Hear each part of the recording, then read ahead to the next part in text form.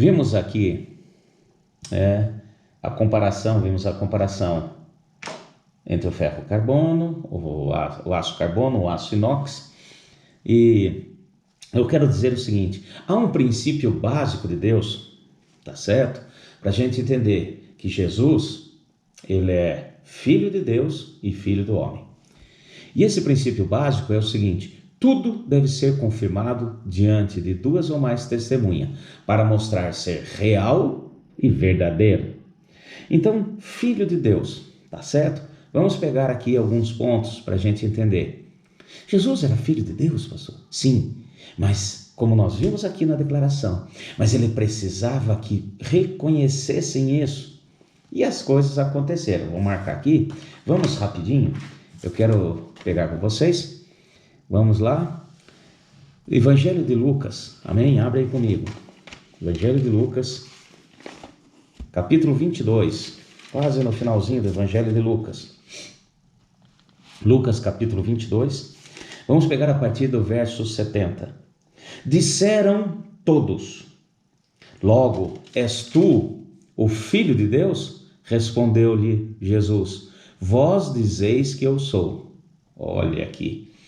Jesus, nessa passagem, se você voltar um pouquinho no capítulo 22, a partir do verso 63, Jesus estava diante do povo, do sinédrio, dos anciãos, dos principais sacerdotes e escribas.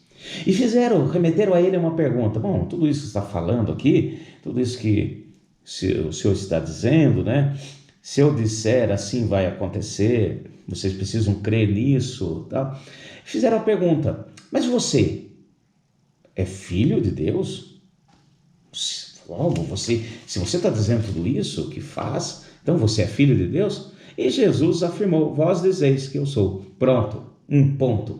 Diante de todo o povo, a confirmação que Jesus é filho de Deus. Então estava ali, como diz a palavra, uma multidão, estava ali o sinédrio, estava ali os doutores da lei, estava ali os principais sacerdotes, escribas, anciãos, e diante de todos foi confirmado que ele é filho de Deus. Amém? Agora vamos em Mateus, mais uma confirmação que precisava.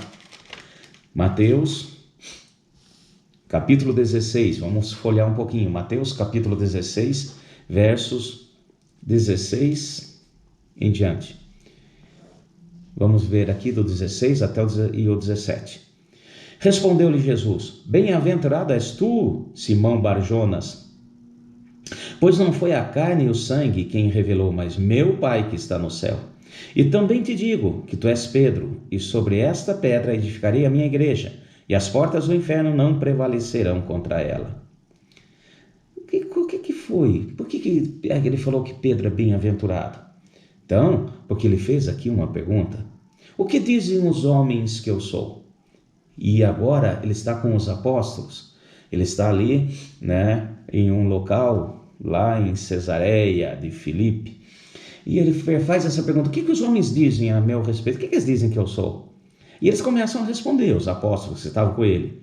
Uns dizem que você é João Batista, outros dizem que você é Elias, e outros Jeremias, os profetas, como está aqui. Aí Jesus perguntou: e vós, que dizes que eu sou?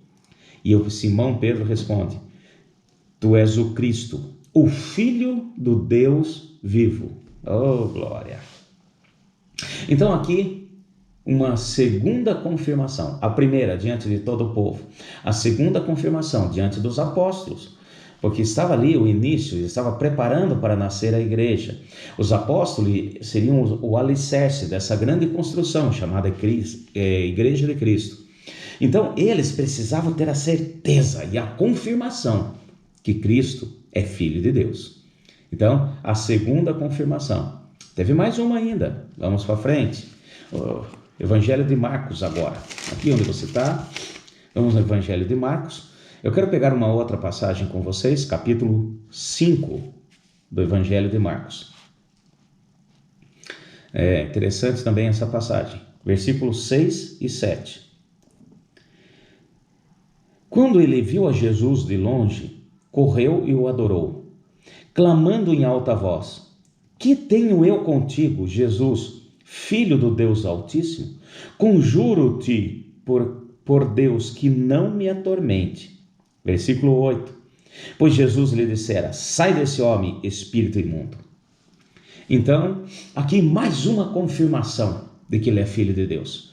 Então, teve a confirmação de todo o povo, com os principais sacerdotes, os doutores, os teólogos da época. Teve a confirmação dos apóstolos, para que o alicerce da igreja viesse em cima de uma confirmação verídica e real. Ele é filho de Deus.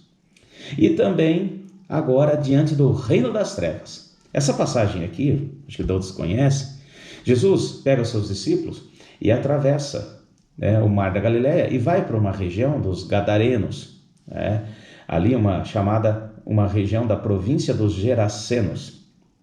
E ali tinha um homem possesso, havia anos, morava no cemitério, quebrava as correntes, comia pedra, era algo assim, totalmente possesso, como diz a palavra aqui, possesso de uma legião de demônios. E quando Jesus atravessa, ele chega lá, ele foi, friso meu, tá? Eu acho que especificamente, porque ele precisava agora a confirmação dos demônios, do reino das trevas, de que ele é filho de Deus. Então aqui, nova confirmação. Então, teve a confirmação diante do povo, de uma maneira geral.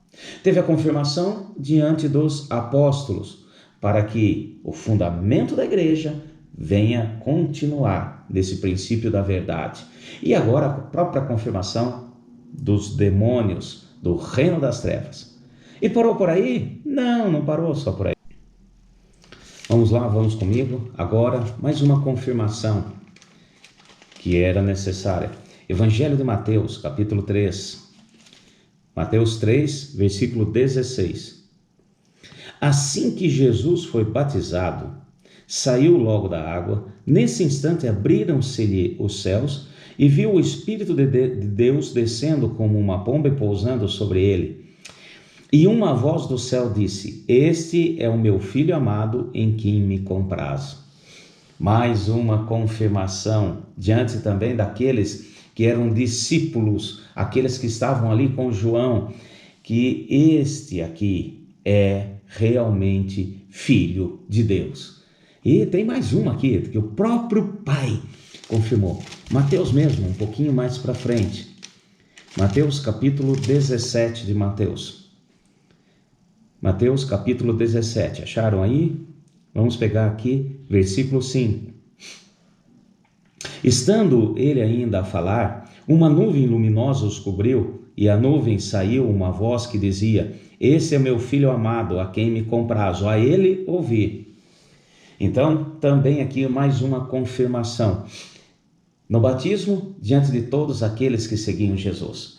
Agora aqui, diante dos três pilares, Pedro, Tiago e João, para que realmente a igreja, aqueles que caminham no Senhor, tenham plena certeza que Jesus é Filho de Deus.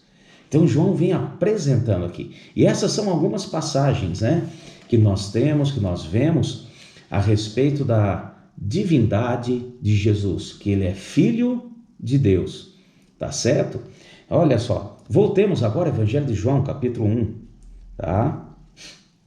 Olha que interessante, versículo 18, tá? Aqui João mostrando: nunca ninguém viu a Deus, mas o Deus unigênito que está ao lado do Pai é o que o revelou. Então, nós vemos aqui, João continua a colocar.